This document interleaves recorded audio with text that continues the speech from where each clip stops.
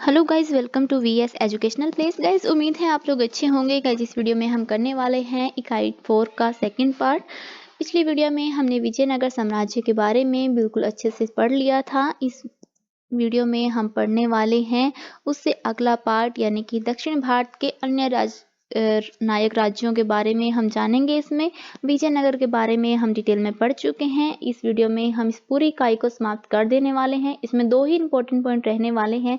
एक है दक्षिण भारत के नायक राज्यों का उदय कैसे हुआ और दक्कन राज्य की राजनीतिक संरचना कैसी थी, ये मोस्ट इंपॉर्टेंट है। इसके अलावा हमें बहमनी साम्राज्य को अच्छे से कर लेना है। इसके अलावा कोई भी टॉपिक इतना खास इंपॉर्टेंट नहीं है, फिर भी हम सारे टॉपिक करेंगे। तो चलिए गाइस, शुरुआत कर लेते हैं इस चैप्टर की बिना किसी देरी के। अगर आपने विजयनगर की वीडियो नहीं देखी है तो आप पिछली वीडियो में देख सकते हैं। इससे पहले हमने वीडियो अपलोड की है, चैनल पर ऑलरेडी वीडियो अवेलेबल है। तो गाइस, आप चैनल पर ये पूरी प्लेलिस्ट देख सकते हैं और एग्जाम की अच्छी तैयारी कर सकते हैं। 6 दिसंबर को एग्जाम होने वाला है। एग्जाम से पहले पूरी प्लेलिस्ट आपके पास अवेलेबल होगी। चलिए गाइस, शुरुआत कर लेते हैं इस वीडियो की। गाइस, हम शुरुआत करने वाले हैं दक्षिण भारत के नायक राज्यों का उदय कैसे हुआ। तो चलिए गाइस, शुरुआत कर लेते हैं। 1500 तक मालाबार तथा तिरुनेलवेली को छोड़कर शेष समूचे दक्षिण भारत को विजयनगर साम्राज्य का हिस्सा बना लिया गया था। तिरुनेलीवेली में विजयनगर साम्राज्य ने 540 में हथिया लिया था, लेकिन उससे पहले नहीं राज कर पाए थे। उसके बाद 16वीं शताब्दी के अंत तक विजयनगर साम्राज्य के भीतर इक्केरी, सेंजी, ओडेयार, मैसूर, मुदुरई और तिंजोर के नायक राज्यों का उदय भी हमें देखने को मिल जाता है। केवल नाम मात्र विजयनगर के अधीन बने रहे, लेकिन राज्यों का उदय होना शुरू हो गया था। नायक राज्यों की उत्पत्ति कब हुई? कुछ इतिहासकारों का मानना है, जिसमें नीलकंठ शास्त्री का ही ये मानना है विशेषकर, कि विजयनगर की प्राच्य के विद्रोह को जन्म दिया था इन्होंने, वहीं से इनका उदय होना आरंभ हुआ था। और जो उस विद्रोह के बढ़ोतरी के परिणाम स्वरूप ही जो ये नायक हैं स्वतंत्रता प्राप्त कर, तिंजोर और सेंची में स्वतंत्रता प्राप्त कर, इनका उदय वहां से होना आरंभ हुआ था। तो कुछ जो इतिहासकार हैं वो मानते हैं कि नायकों का उदय 530 से चिन्हित किया जाता है। इस विवाद में अधिक जाए बिना हम प्रत्येक नायक राज्य के विकास का संक्षिप्त वर्णन जान लेते हैं। सेंजी का राज्य नायकों के अधीन कृष्णदेवराय के शासनकाल के दौरान से ही शुरू प्रतीत होता है। वेअप्पा प्रथम नायक था। सेंची में अभी नायक विजयनगर के प्रति वफादार बने रहे। विजयनगर के शासक वेंकट प्रथम ने नायकों पर विजयनगर के प्रभाव को मजबूत बनाने का इरादा 592 के बाद अपनी राजधानी पेनुकोंडा से बदलकर चंद्रगिरी में स्थापित की। इससे नायकों में आक्रोश व्याप्त हो गया, और क्योंकि इससे अपनी अंदरूनी मामलों में विजयनगर की दखलंदाजी का आदेश हुआ। तो इस प्रकार दखलंदाजी का एक उदाहरण बेलोर का नायक था, जो कि सेंजी के नायक के अधीन कार्यरत था। वेंकट प्रथम द्वारा उसे प्रोत्साहित किया गया कि वह सेंजी के नायक की सत्ता को अस्वीकार कर दे। वेंकट प्रथम ने जो साम्राज्य के अंतर्गत विभिन्न क्षेत्रों में नायक कमजोर थे, वहां पर कमजोर बनाने के लिए फूट डालो और राज करो की नीति का अनुसरण किया। इस सब के कारण बेलोर और तथा सेंजी के नायकों ने विद्रोह किया। बाद में वेंकट प्रथम ने बेलोर और सेंजी पर कब्जा कर लिया। और तिंजोर की बात करें तो तिंजोर के नायक के अधीन थे तिंजोर राज्य भी, तो वहां से भी उदय माना जाता है। वहां पर भी उदय हो रहा था 1532 में। अच्युत राय के शासनकाल के दौरान शेवप्पा नायक के अधीन था तिंजोर के नायक समूची 16वीं शताब्दी के दौरान विजयनगर शासनों के प्रति वफादार बने रहे। उन्होंने हमेशा लड़ाइयों में विजयनगर साम्राज्य का साथ दिया। उदाहरण के लिए गोलाकुंड पर आक्रमण के समय भी वेंकट प्रथम की सहायता की थी। यह वफादारी 1614 में वेंकट प्रथम की मृत्यु तक बनी रही। मदुरा की बात करें तो मदुरा को कृष्णदेवराय के शासनकाल के आखिरी वर्षों के दौरान नायक के नियंत्रण में लाया गया था। पहला नायक विश्वनाथ था। आमतौर पर यह उत्तराधिकारी विजयनगर के प्रति वफादार बने रहे, यहाँ तक कि तालीकोटा की लड़ाई के समय भी उन्हें विजयनगर शासक का साथ दिया था। उन्होंने विजयनगर के शासक का साथ दिया था। उन्होंने पुर्तगालियों के खिलाफ भी साम्राज्य की मदद की थी। 1580 के दशक के आरंभ में वेंकट प्रथम तथा वीरप्पा नायक के बीच तनाव उत्पन्न हो गया था। शायद वीरप्पा नायक ने उसके नजराना देने की उपेक्षा करने का प्रयास किया होगा, जिससे वेंकट प्रथम ने अपनी सेना भेजकर राजस्व देने के लिए मजबूर किया। पुनः मट्टूटूट कृष्णप्पा नायक ने 1605 के आसपास नजराना अदा नहीं किया, तो जो वेंकट प्रथम थे उन्होंने एक बार फिर से सेना भेजनी पड़ी थी। इससे यह प्रदर्शित होता है कि अपने शासनकाल के अंतिम वर्षों के दौरान जब वेंकट प्रथम ने अधिक से अधिक केंद्रीकरण थोपा तो नायकों ने उसकी सत्ता की चुनौती देने के लिए प्रयास किया। इसके अलावा एक केरी जहां पर नायकों का उदय हुआ था कृष्णदेव राय के समय में, पहला नायक के लाडी नायक चोड़प्पा था, जो कि अच्युत्य राय और राम राय की सेवा की थी उसने। तो चोड़प्पा के बेटे उत्तराधिकारी सदाशिव नायक ने राम राय के हाथों बीजापुर की प्राच्य में महत्वपूर्ण भूमिका निभाई थी और इसके पुरस्कार के रूप में राम राय द्वारा राय की उपाधि से सम्मानित किया गया था। बाद में उसकी सैन्य सफलताओं के लिए राम राय द्वारा राजा की उपाधि भी सम्मानित कर दी गई थी। एक केरी के तुलु नायक 16वीं शताब्दी के शुरू से अंत तक विजयनगर के वफादार बने रहे, किंतु 17वीं शताब्दी के आरंभिक वर्षों में वे वेंकटप्पा नायक प्रथम के समय लगभग स्वतंत्र ही हो गए थे। एक ही केरी के नायकों को हमेशा बीजापुर के भारी दबाव का सामना करना पड़ता था, किंतु हमलों को नाकाम करने में सक्षम होते थे। इसके अलावा मैसूर के ओडियार नायकों की शत्रुता का भी सामना करना पड़ता था। एक यार के जो नायक थे उनमें गेरशॉप का और भी लालच की दृष्टि दिखाई देती है। उत्तरी कन्नौर में काली मिर्च की खेती के लिए भी समृद्ध भूमि होती थी, इस वजह से होता था ये। इसी वजह से गोरसप्पा की रानी भैरवी देवी को कमजोर बनाने के लिए नियमित अभियान चलाए जाते थे। इसके अलावा एक स्थान और है ओडियार मैसूर, जहां पर नायकों का इतिहास का उदय माना जाता है 1399 से, जबकि इस क्षेत्र में अक्सर वे आकर बसे थे, किंतु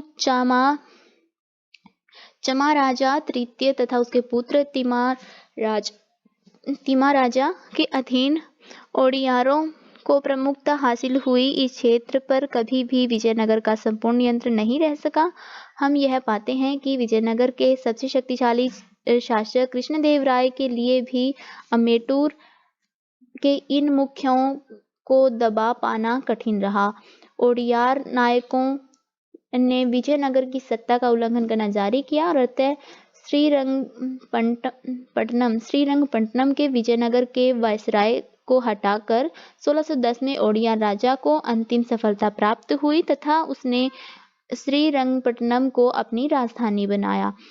तो ये थे कुछ इम्पोर्टेंट टॉपिक्स इस नायकों के शासनकाल के उदय के बारे में, जो हमने अच्छे से कर लिए हैं। इसमें एक क्वेश्चन सिर्फ यही इम्पोर्टेंट रहने वाला है कि जो नायक राज्यों का उदय है वो किस तरीके से हुआ।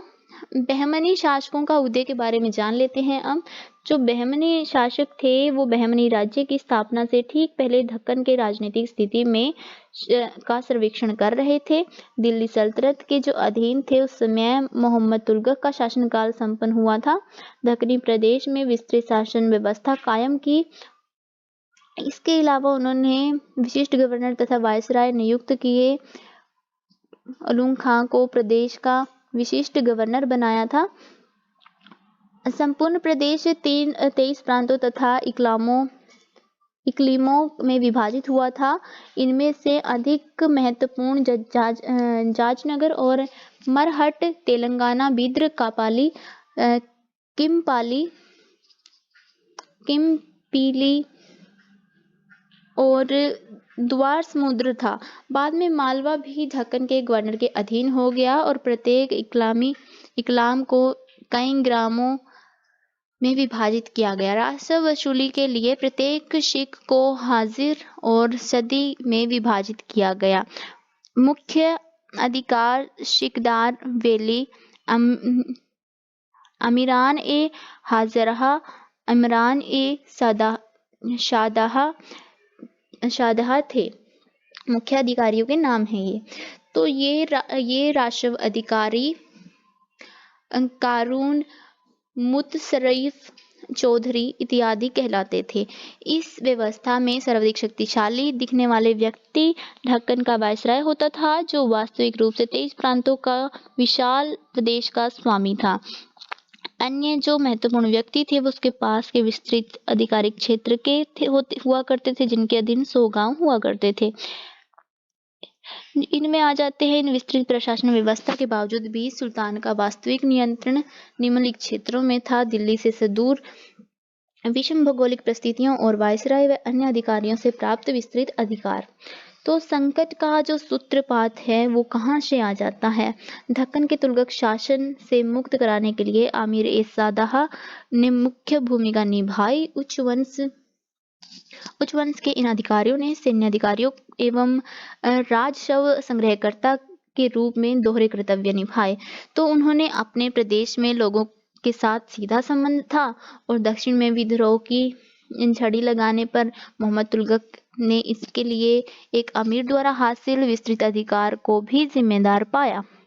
इसके फलस्वरूप उन्हें दरबार की नीतियों का अनुसरण किया, जिसने बदले में दक्कन में तुगलक वंश का पतन शुरू हो गया। संक्षेप में इस काल के विभिन्न विद्रोहों में से एक नए राज्य, एक नए वंश का उदय के योगदान मिलता है।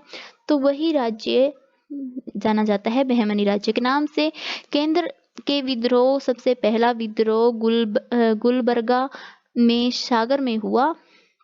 इसका नेतृत्व स्थानीय सरदारों व अमीरों के सहयोग से बहाउद्दीन गुरशप ने किया।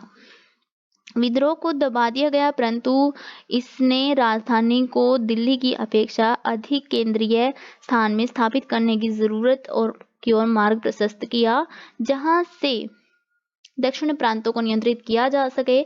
इस प्रकार मोहम्मद तुगलक ने 1328 में देवगिरी को साम्राज्य की दूसरी राजधानी बनाया, परंतु यह योजना सफल नहीं हो पाई, क्योंकि सरदारों ने उन्हें दक्कन में केंद्रीय शक्ति को मजबूत करने हेतु भेज दिया था और दिल्ली के नियंत्रण को कमजोर किया। तो इस वजह से जो प्रथम बड़ी सफल विद्रोह माबारा के गवर्नर दौलताबाद के कुछ सरदारों द्वारा किया गया था। तो बिदर के गवर्नर ने भी विद्रोह कर दिया, लेकिन असफल रहे ये सब। मोहम्मद तुगलक ने अनुभव किया कि दक्कन में तुगलक शासन के लिए खतरा उन पुराने कुलीन वंश के लोगों से है, जिन्होंने उनसे दिल्ली से दक्षिण में भेजा था। इसके फलस्वरूप उन्होंने नए अमीरों द्वारा बदलने की नीति अपनाई, जिससे यह उसके प्रति वफादार रहे। परंतु अमीरन ए शादाह के विद्रोही रवैये की वजह से वह सफल नहीं हुए। उन्हें अंततः दक्कन में स्वतंत्र राज्य कायम करने में सफलता पाई। तो जो दक्कन में राजस्व राशि में अधिक गिरावट आई, मोहम्मद तुगलक ने दक्कन को 4 सर्गों में विभाजित कर दिया। नव मुसलमानों के नेतृत्व रखा और बरनी नए अमीर कहलाए और अमीराना ए शादाह वर्ग द्वारा पसंद नहीं किया गया ये। तो 1345 में गुजरात में नियुक्त सरदारों ने षड्यंत्र में शामिल होकर दिल्ली में विद्रोह कर दिया और मोहम्मद तुगलक को गुजरात की इस बगावत में अमीरान ए शादाह की भूमिका को लेकर शक हुआ। तो मोहम्मद तुगलक ने दक्कन के वायसराय को राय रुचर और गलबर्गा, बीजापुर इत्यादि के अमीरों को बड़ोच आने के निर्देश जारी कर दिए। अमीर-ए-शाहजहां ने मोहम्मद तुगलक के हाथों कठोर सजा के डर से दक्कन में तुगलक शासन पर चोट करते हुए स्वयं को दौलताबाद में स्वतंत्र घोषित कर दिया और देवगिरी के विशिष्ट अमीर नारुशाही इस्लामी ने शाह को अपना सुल्तान चुना। दौलताबाद में अपने शासन की स्थापना करने के बाद प्रथम गोलबर्गा को राज्य में मिला लिया और दिल्ली सल्तनत का विद्रोह करने के लिए राजपूत, दक्खनी, मंगोल, गुजराती, आमिर, तंजौर के राजाओं द्वारा भेजे गए सैनिक दल हुआ करते थे। अंत में उनकी जीत हुई और परंतु इस्माइल शाह ने हसन कंगू के पक्ष में गद्दी छोड़ दी। इस प्रकार 1347 में दक्कन में बहमनी राज्य की नींव पड़ी। तो नए राज्य के अधीन दक्कन का संपूर्ण क्षेत्र था। अगले 150 वर्षों तक इस राजशाही की दक्षिण की राजनीतिक गतिविधियों पर महत्वपूर्ण भूमिका निभाई गई। तो बहमनी राज्य के राजनीतिक विकास के 2 चरणों में विभाजित हुए। प्रथम चरण था गतिविधियों का केंद्र गुलबर्गा और इसी चरण में प्रमुख विजय हासिल की गई थी, जबकि द्वितीय चरण था राजधानी बिदर स्थानांतरित हो गई थी, जो कि अपेक्षाकृत अधिक केंद्रीय स्थिति में थी और उपजाऊ थी। विजयनगर और बहमनी राज्यों के मध्य श्रेष्ठता के लिए संघर्ष इस काल में जारी रहा। इस चरण में अफाकियों और दक्कनियों के मध्य संघर्ष अपनी चरम सीमा पर था, यानी कि विजयनगर और बहमनी राज्यों के बीच में हमेशा लड़ाइयाँ और युद्ध होते रहे। अफगानियों और दक्कनों के मध्य संघर्ष और उनके सम्राट के साथ उनके संबंध, इसके बारे में भी जान लेते हैं। अब तक हमने पढ़ा कि अमीरों की भूमिका केवल सल्तनत को सुदृढ़ बनाने के लिए नहीं बल्कि राजा निर्माता के रूप में भी की जाती है। प्रत्येक सुल्तान की चाहे अमीरों के लिए वफादार प्राप्त करना होता है, यानी कि अमीरों की वफादारी प्राप्त करना होता है प्रत्येक सुल्तान को, उससे ही कोई राज्य टिक सकता है। यही परंपरा बहमनी राज्य में भी जारी रही। अलाउद्दीन बहमन शाह के राजा में ही हमें 3 गुट नजर आते हैं।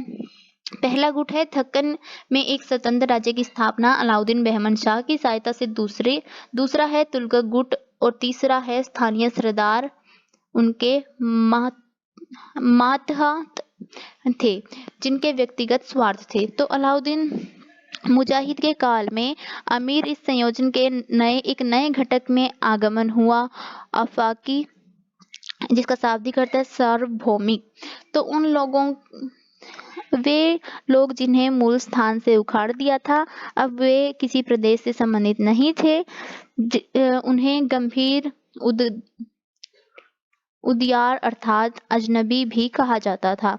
अफाकी यहाँ ईरान, ट्रांसओक्सियाना और इराक से आए थे। दक्कनी और इफाकियों के मध्य वास्तविक संघर्ष 1397 में गयासुद्दीन तहमातान के काल में हुआ, तब हुआ था जब उदाहरण के लिए जब उच्च पदों की नियुक्तियां हो रही थी, तब हुआ था। उदाहरण के लिए सलाबत खां को बरार का गवर्नर और मोहम्मद खां को शेरे नौबत और अहमद बेगम कजवीनिया को पेशवा बना दिया गया था। तो तब से ये संघर्ष जो है शुरू हुआ था। उच्च पदों पर जो पहले दक्कनियों के हाथों में थे, वो अब अफगानियों की नियुक्ति से चेंज कर दिए गए। पुराने अमीर दक्कन हुआ करते थे और अभी अफगानियों को बना दिया गया। तो इस वजह से ये संघर्ष शुरू हुआ था। तो जो इनकी गरिमाओं को ठेस पहुंची। तुर्की गुटों के असीम असंतोष को जन्म दिया ये करके। तो इसी वजह से इन दोनों गुटों के बीच संघर्ष शुरू हुआ।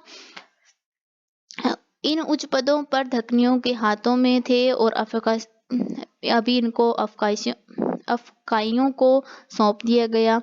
तो इनके बीच संघर्ष शुरू हुआ। अहमद प्रथम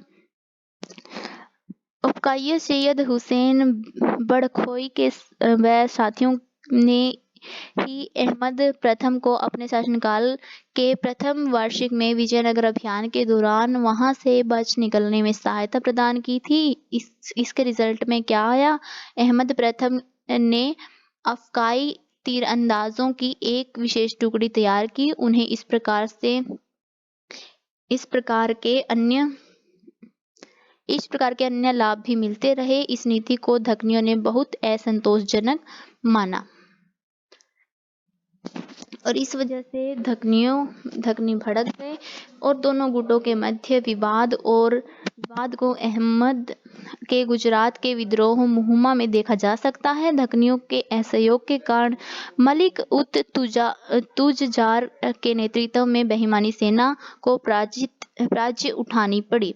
दोनों गुटों के बीच यह खाई अहमद द्वितीय के शासनकाल में और भी बढ़ गई थी। तो खानादेश की सेना के आक्रमण के समय धकनियों के असहयोग के कारण केवल अफगाई दलों को खलफ हसन बकरी के नेतृत्व में भेजा गया था। तो इन दोनों गुटों में सामंजस्य नहीं था। तो जो अहमद तृतीय के काल में धकनियों के शासन की पतवार ख्वाजा ए जहां तुर्क मुलिक उत तुजार और महमूद गवा के हाथों में देखे अनुभव किए कि अफगाइयों के हाथों में शक्तियां केंद्रित थी। दूसरी तरफ अफगाई इसलिए असंतुष्ट थे क्योंकि अहमद द्वितीय के अधीन उन्हें प्राप्त शक्तियों में उत्तराधिकारियों के काल बहुत कम कर दी गई। महमूद तृतीय के मुख्यमंत्री महमूद गावा ने भी दोनों गुटों के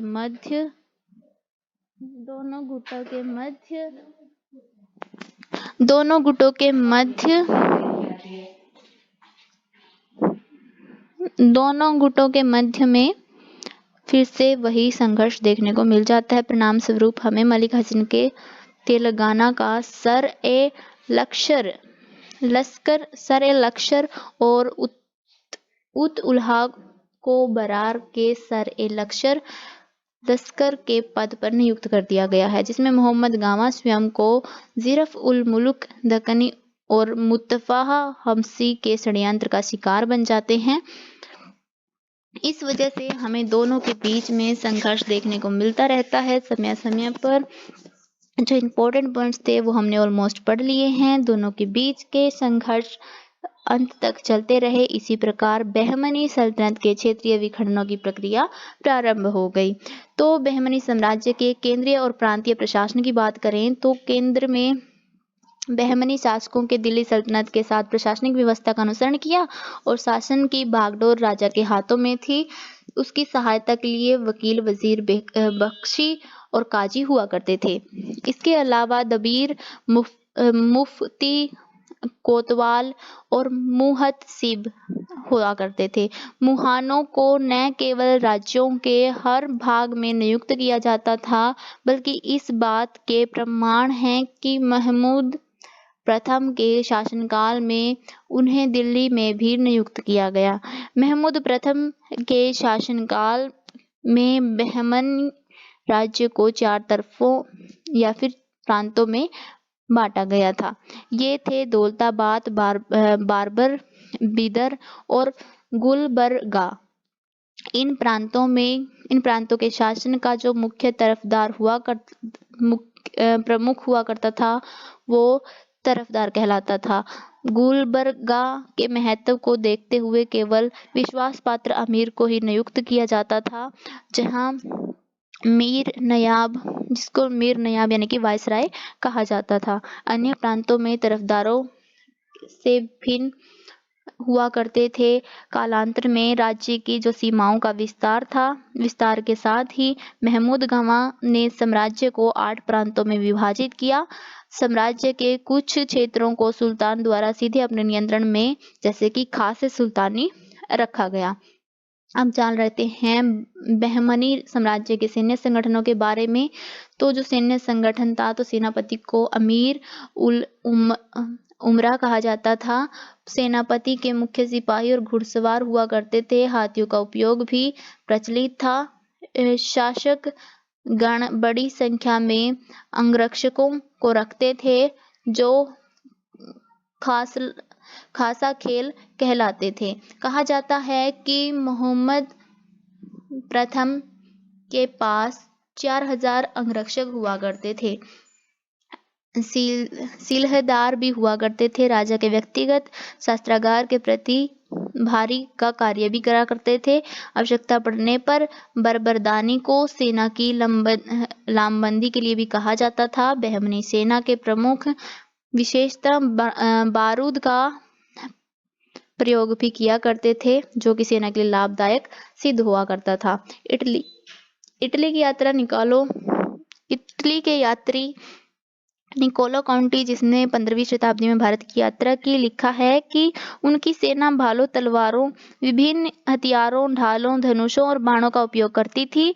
वह आगे वर्णन करते हैं कि प्रक्षेपिक गोलाबारी की मशीनरी और साथ ही घेराबंदी के हथियारों का उपयोग करते थे, जो कि 1500 से लेकर 1517 के बीच की यात्रा थी उनकी। तो उनके अंदर उन्होंने अपनी वृत्तांत में ये सब लिखा है। तो गादों और फरासों, धनुषों, बाणों का उपयोग हुआ करता था। ऊंची काठी पर बने आसनों पर सवार काठी से बंधे हुए लड़ा करते थे। हिंदू अधिकतर पैदल लड़ते थे, जबकि कुछ घोड़ों की पीठ पर बैठकर लड़ा करते थे। महमूद गवाह ने सैन्य प्रशासन को कारागर बनाया। पूर्व में तरफदारों को किले के किलेदार नियुक्त करने का पूर्ण अधिकार था। गांव के एक किले को एक तरफदार के क्षेत्राधिकार के अंतर्गत रखा। एक ही प्रांत के बाकी अन्य सभी किलों को केंद्रीय नियंत्रण में ले लिया और भ्रष्टाचार पर अंकुश हेतु उसने नियम बनाना शुरू कर दिया और प्रत्येक अधिकारी को उसके द्वारा संचालित प्रत्येक 500 सिपाहियों के हिसाब से एक निश्चित रकम दी जाती थी। जब इस अधिकारी को नगद वेतन की जगह एक क्षेत्र से राजस्व वसूलने का अधिकार दिया जाता था, तो उसे राजस्व वसूलने में होने वाले खर्च नगद धन के रूप में अलग से दिए जाते थे। यदि वह नियत संख्या में सिपाहियों को रखने में असफल होता था, तो उसे उसी अनुपात में रकम राजकोष में वापस करनी होती थी। दक्कन की राजनीतिक संरचना की बात कर लेते हैं। तो वहां पर दक्कन राज्य में बहमनी सत्ता के पतन में दक्कन के 5 राज्यों का उदय हमें देखने को मिल जाता है, जिसमें अफाकी कुलीन महमूद गवाह की मृत्यु से दक्कन के बहमी सत्ता के काफी धक्का पहुंचा और उसके बाद अत्यंत बहमनी शासक महमूद शाह की मृत्यु के साथ बहमनी शासन का अंत देखने को हमें मिल जाता है। इस पतन का निर्णायक कारक अफाकियों और दक्कनियों के बीच में लंबे समय से चला आ रहा टकराव था। तो ये दोनों समुदाय असंतुष्ट थे। उदाहरण के लिए दक्कनियों ने अफाकियों को अतिरिक्त रियायतें देने के लिए सुल्तान को दोषी ठहराया, जबकि अफगानियों का विचार था कि उनकी स्थिति अब उतनी सुरक्षित एवं स्थिर नहीं रह गई है। तो ये है वो क्षेत्र जितने क्षेत्र में उस समय में दक्कन का साम्राज्य साउथ में फैला हुआ था। तो ये कारक थे जिसकी वजह से बहमनी साम्राज्य का पतन हुआ और उसे उभरने में सहायता मिली। हमने पूरी तरीके से पूरा चैप्टर पढ़ लिया है। जो बहमनी राज्य का पतन हुआ तो बाद में 5 राज्य उभरे। बीजापुर, बीदर और गोलाकुंड के संस्थापक अफकाइयों कुलीन के थे, और जबकि अहमदनगर और बरार दक्कनी कुलीनों के ही थे। तो किंतु अफकाई और दक्कनी कारक शायद ही पारस्परिक संबंधों पर हावी रहा होगा। इसके बजाय यह इस बात की पर अधिक आधारित है कि अपने हितों और परिस्थितियों तथा समय की आवश्यकताओं के अनुकूल क्या ठीक लगा, तद अनुसार कोई आफ्की राज्य किसी एक आफ्की राज्य के खिलाफ किसी अन्य दक्खनी राज्य तक से हाथ मिलाता रहा होगा। इसके विपरीत ही होता होगा। तो 16वीं शताब्दी के इतिहास में हमें दक्कन राज्य के इतिहास का अध्ययन अलग अलग करके इन्हीं नहीं किया जा सकता, इनको एक साथ ही अध्ययन करना पड़ेगा।